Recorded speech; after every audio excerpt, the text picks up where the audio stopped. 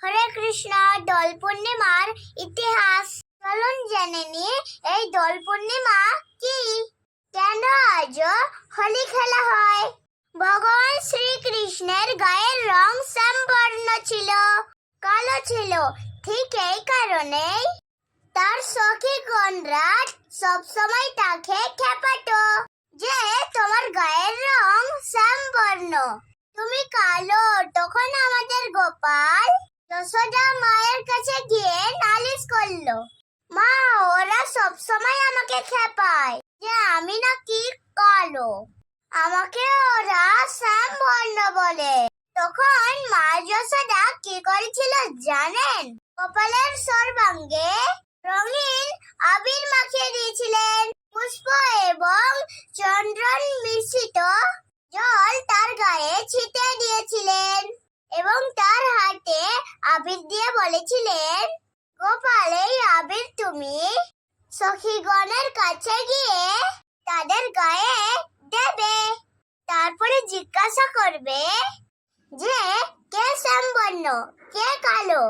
তারপর আমাদের গোপাল সেই আবির নিয়ে যখন সখীগণের কাছে গিয়ে মাখালো, তখন ওই কে আবির মাখাচ্ছে সেই কে আবির মাখাচ্ছে, সে কি মনোরম দৃশ্য। এইভাবে আনন্দে মেতে উঠেছিল, চারিদিকে রঙিন খেলায় মেতে উঠেছিল সেই ব্রজধামে।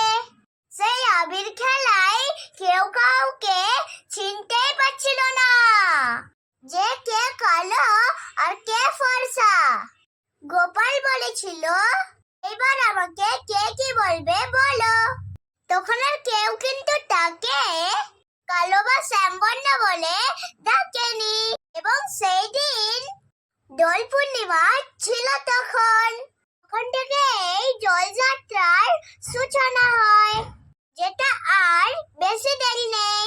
এবং এটাই ছিল দোলযাত্রার ইতিহাস, যেটি ভগবান শ্রীকৃষ্ণের লীলার সাথে জড়িত। এবং তারপর থেকে সমগ্র ভারতবাসী এই পূর্ণিমার দিনে দোল উৎসবে মেতে উঠেন, হোলি উৎসবে মেতে উঠেন।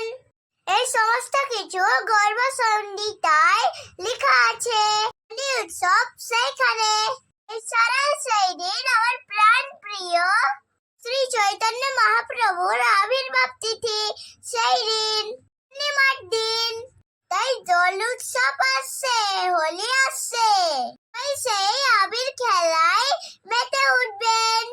কিন্তু প্রথমে ভগবান শ্রীকৃষ্ণের ও শ্রী রাধারানীর চরণে আবির দিয়ে তারপরে দোল উৎসবে মেতে উঠবেন। হরে কৃষ্ণ। হ্যাপি হোলি। হ্যাপি হোলি। হরে কৃষ্ণ। হরে কৃষ্ণ।